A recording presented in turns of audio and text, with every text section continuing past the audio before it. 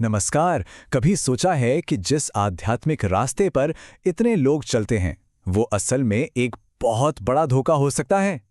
जी हाँ, आज हम एक ऐसे ही चौंकाने वाले आइडिया पर बात करेंगे। तो आज का हमारा जो सोर्स है ना, वो एक बहुत ही कह सकते हैं तीखा सवाल उठाता है।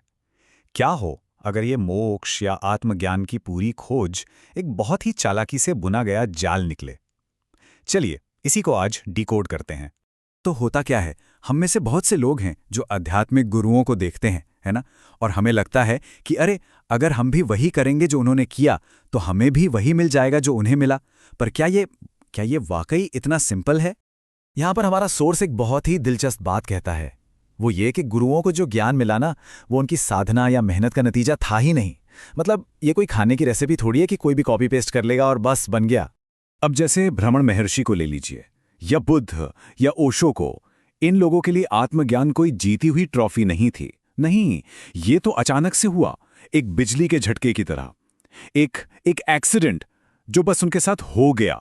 तो इसका मतलब क्या हुआ? इसका मतलब यह है कि उनकी जो जर्नी थी वो एकदम यूनिक थी, उसे कॉपी नहीं किया जा सकता। उन्होंने कोई 8-फोल्ड पाथ या कोई और रास्ता फॉलो नहीं किया था ज्ञान पाने के लिए। वो तो बस हो गया। और बाद में उन्होंने जो भी रास्ते बताए वो असल में उनके अनुभव का एक डिस्क्रिप्शन था, कोई स्टेप बाय स्टेप गाइड नहीं। तो फिर सवाल ये उठता है कि अगर ये रास्ते काम ही नहीं करते तो फिर ये है ही क्यों? मतलब क्यों बनाए गए? और यहीं पर हमारा सोर्स एक बहुत बड़े कॉस्मिक खेल की बात करता है।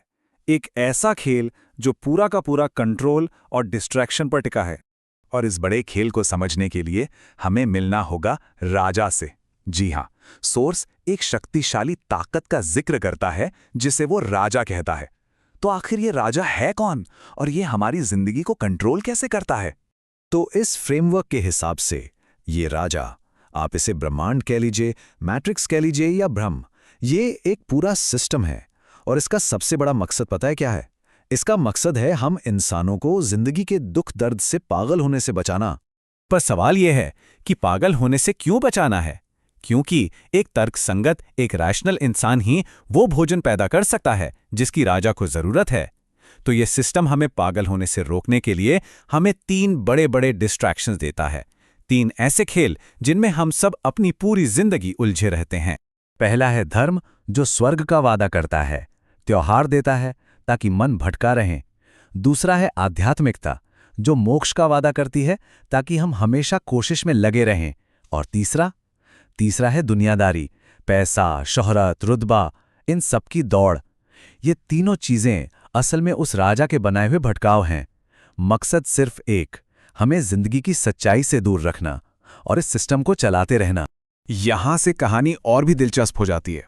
सोर्स कहता है कि हमारे पास एक चॉइस है, एक मौलिक चॉइस। हम या तो राजा के द्वारा कंट्रोल हो सकते हैं या फिर हम एक दूसरी शक्ति, जिसे यहां परमात्मा कहा गया है, उससे सपोर्ट पा सकते हैं। तो देखिए फर्क क्या है।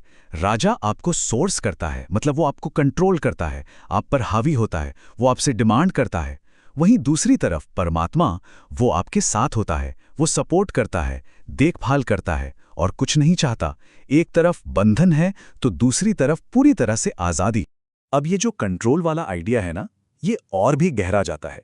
जरा सोचिए, क्या हो अगर सिर्फ हमारे लक्ष्य ही नहीं बल्कि हमारी पूरी की पूरी जिंदगी एक पहले से लिखी हुई स्क्रिप्ट हो? इस स्क्रिप्ट को चलाने के लिए सोर्स एक चीज का जिक्र करता है, स्पिरिट। पर एक मिनट, यह हमारी आत्मा यानी सोल नहीं है।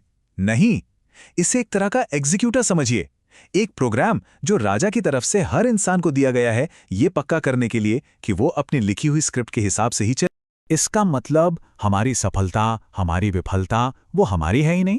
वो सब इस स्पिरिट की ताकत और हमारी लिखी हुई कहानी पर निर्भर करता है। सुनने में ये बहुत अजीब लग रहा है ना? चलिए इसे एक बहुत ही फेमस रियल वर्ल्ड एग्जाम्पल से समझते हैं। सोर्स यहाँ अंबानी भाइयों का केस स्टडी लेता है। इस फ्रेमवर्क के मुताबिक मुकेश अंबानी की कहानी सफलता की थी। उनकी स्पिरिट बहुत मजबूत थी जो उन्हें काम करने के लिए धकेलती रही, और नतीजा सफलता। वहीं अनिल अंबानी की कहानी विफलता के लिखी गई थी। उनकी स्पिरिट कमजोर थी जो उन्हें आलसी बनाती थी। तो इस थ्योरी के हिसाब से ना तो मुकेश अंबानी अपनी सफलता का क्रेडिट ले सकते हैं और ना ही अनिल अंबानी को उनकी विफलता के लिए ब्लेम किया जा सकता है। सब कुछ स्क्रिप्टेड था। तो अगर हमारी जिंदगी एक स्क्रिप्ट पर चल रही है तो क्या हम सिर्फ कठपुतलियां हैं? क्या हमारे हाथ में कुछ भी नहीं है? पूरी तरह से ऐसा भी नहीं है। सोर्स के मुताबिक ये सारी बात एक आखिरी, सबसे ज़रूरी चुनाव पर आकर टिक जाती है। और वो अंतिम चुनाव ये है, आप राजा को चुनते हैं या परमात्मा को। भले ही राजा की स्क्रिप्ट बहुत पावरफुल है, लेकिन हमारे पास हमेशा ये चॉइस होती है कि हम परमात्मा के साथ अलाइन हो जाएं, और ये चुनाव हमें उस कंट्रोल से आज़ाद कर सकता है। ये हमें कृपा और सपोर्ट पाने का एक रास्ता देता है।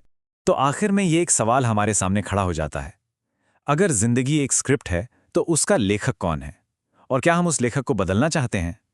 ये एक ऐसा सवाल है जो हमारी फ्री विल, हमारी एजेंसी, हमारे कर्म, इन सब की धारणाओं को जड़ से हिला देता है और हमें ये सोचने पर मजबूर करता है कि जो जिंदगी हम जी रहे हैं वो वाकई हमारी है भी या नहीं।